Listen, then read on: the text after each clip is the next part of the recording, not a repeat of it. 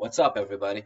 Today I'll show you some cool tricks using conditional formatting and how to easily identify numbers that are greater than or smaller than previous cell in Excel or whichever cell for that matter.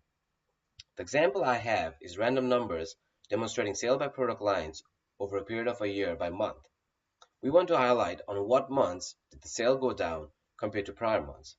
For that, we select all the cells that we want to compare to except the first row in this case, because there is nothing to compare that against. Now we go to conditional formatting, highlight cell rules, less than.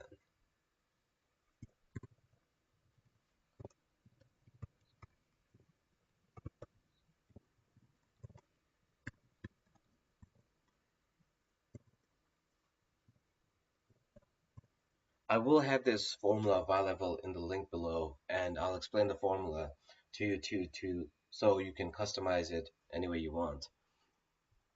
Alright, so look at that. We can easily identify where the sales went down. Like for product A, the sales went down in March and August and November compared to prior month.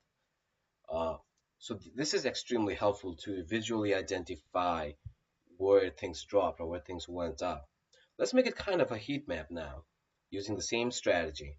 It is the exact same process, but instead of less than, we use greater than.